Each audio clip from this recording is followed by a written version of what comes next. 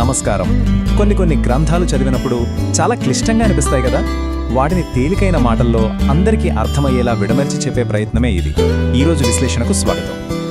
అసలు ఈ ప్రపంచమంతా ఎలా మొదలైంది? ఈ ప్రశ్న గురించి ఆలోచించని వాడు బహుశా ఉండరేమో. ఇది మానవాళిని వేల ఏళ్లుగా తొలిచేస్తున్న ఒక పెద్ద ప్రశ్న. ఆదికాండంలోని మొదటి అధ్యాయం దీనికొక అద్భుతమైన ఒక పునాది లాంటి సమాధానాన్ని ఇస్తూ వస్తుంది. సరే, మరి ఈరోజు మన ప్రయాణం ఎలా ఉండబోతుందో చూద్దాం. ముందుగా అసలు సృష్టికి ముందు ఏం జరిగింది, ఆ తర్వాత ఈ విశ్వం ఒక క్రమంలోకి ఎలా వచ్చింది, అప్పుడు భూమి మీద జీవం ఎలా మొదలైంది, దాని తర్వాత దేవుని స్వరూపంలో మనిషిని ఎలా సృష్టించారు, చివరగా ఈ మొత్తం కథ చెప్పే అసలు సందేశమేంటి అన్న విషయాలను స్టెప్ బై స్టెప్ చూద్దాం. ఇంకెందుకు ఆలస్యం, పదండి మొదలు పెట్టేద్దాం. సరే, మన ప్రయాణం ఎక్కడ మొదలవ్వాలి? కథ ఎక్కడ మొదలయ్యిందో అక్కడే. అంటే ఈ ప్రపంచం మనకు తెలిసినట్టుగా ఏమీ లేనప్పుడు ఆ కాలానికి వెళ్దాం రండి. ఈ వ్యాఖ్యానం మొదటి 2 వచనాల మీద చాలా గట్టిగా ఫోకస్ చేస్తోంది. ఎందుకంటే కథ అంతటికీ పునాది అక్కడే పడింది. సరే, ఇప్పుడు మన విశ్లేషణకు మూలమైన ఆ టెక్స్ట్ ఏం చెబుతోందో చూద్దాం. ఈ మాటలు వింటుంటేనే మన కళ్ల ముందు ఒక చిత్రం కదులుతుంది కదా. అంతా అస్తవ్యస్తంగా గందరగోళంగా ఉన్న ఒక ఆదిమ పరిస్థితి. అదేంటో చూద్దాం. సో ఇక్కడ అసలు పాయింట్ ఏంటంటే, వ్యాఖ్యానం ప్రకారం సృష్టి అంటే పూర్తిగా ఏమీ లేని దాని నుంచి ఏదో ఒకటి చేయడం కాదు. బదులుగా అప్పటికే ఉన్న ఒక గందరగోళ పరిస్థితి నుంచి ఒక క్రమాన్ని, ఒక ఉద్దేశాన్ని, ఆ తర్వాత జీవాన్ని తీసుకురావడం. ఆ వ్యాఖ్యానం దోహు ఇంకా బోహు అనే హీబ్రూ పదాల మీద చాలా దృష్టి పెడుతుంది. అంటే భూమి నిరాకారంగా, నివాస యోగ్యం కాని ఒక పాడుబడిన ప్రదేశంలా ఉండేదన్నమాట. అయితే ఈ స్థితి శాశ్వతం కాదు. దాన్ని మార్చడానికే దేవుని ఆత్మ అంటే ఒక జీవశక్తి సిద్ధంగా ఉంది.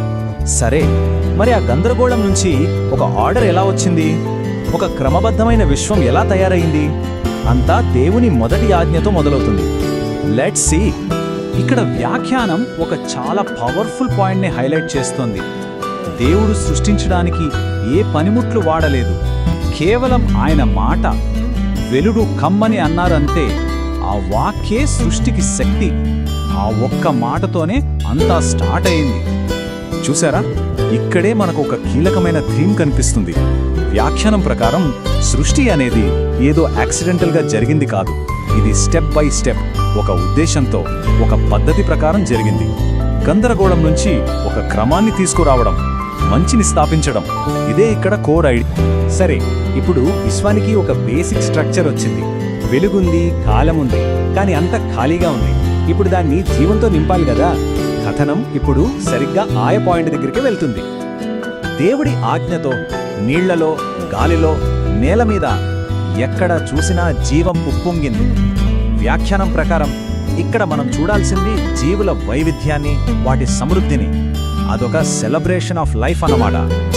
సో వ్యాఖ్యాత ఏం చెప్తున్నారంటే, ఇది జంతువులు ఎలా వచ్చాయి అని చెప్పే ఒక సింపుల్ స్టోరీ కాదు. దాని వెనక ఒక లోతైన అర్థం ఉంది. అదేంటంటే, దేవుడు సృష్టించిన ప్రతి జీవికి ఒక విలువ ఉంది, ఒక పర్పస్ ఉంది. వాటిని ఫలించి అభివృద్ధి చెందమని ఆశీర్వదించడం అంటే అదే. ఓకే, ఇప్పటిదాకా జరిగిన సృష్టి అంతా ఒక లెక్క అయితే, ఇప్పుడు జరగబోయేది మరో లెక్క. సృష్టికథనానికే క్లైమాక్స్ లాంటి ఘట్టానికి వచ్చేసాం. అదే మానవుడి సృష్టి. ఈ ఒక్క మాట, మన స్వరూపంలో నరులను చేద్దాం, ఇది మామూలు మాట కాదు.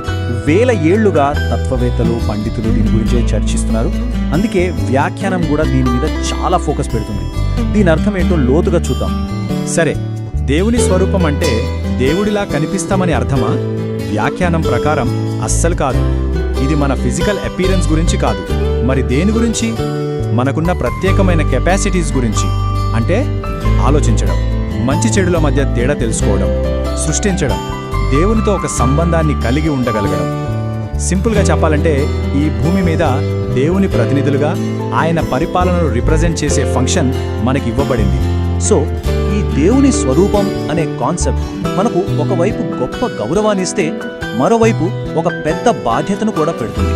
అదేంటంటే, ఈ సృష్టిని చూసుకునే బాధ్యత, దాన్ని ప్రేమతో, తెలివితో పరిపాలించడం. రైట్, ఇప్పటిదాకా మనం స్టెప్ బై స్టెప్ మొత్తం క్రియేషన్ ప్రాసెస్ చూసాం.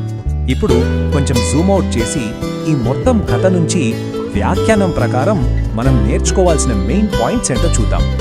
సో ఈ వ్యాఖ్యానం నుంచి మనం గ్రహించాల్సినవి ఇవే. 1. దేవుడు సర్వశక్తిమంతుడు, ఆయన మాటకే సృష్టించే శక్తి ఉంది. 2.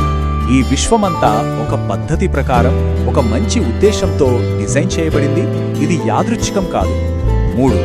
మానవుడికి ఒక ప్రత్యేకమైన గౌరవం, ఒక బాధ్యత ఉంది. 4. ఈ ప్రకృతి, ఈ సృష్టి అంతా అంతర్గతంగా మంచిది. ఈ 4 పిల్లర్స్ మీదే ఈ వరల్డ్ వ్యూ ఆధారపడి ఉంది. చివరిగా ఈ విశ్లేషణ మనందరినీ ఒక ఆలోచనలో పడేస్తుంది. ఇంత పెద్ద, ఇంత అద్భుతమైన ఒక పద్ధతి ప్రకారం నడుస్తున్న ఈ విశ్వంలో మన స్థానం ఏంటి? ఈ ప్రపంచంలో మన ఉనికికి ఉన్న అర్థమేంటి? మన బాధ్యత ఏంటి? ఈ ప్రశ్నలతోనే ఈ విశ్లేషణ మనల్ని వదిలిపెడుతుంది.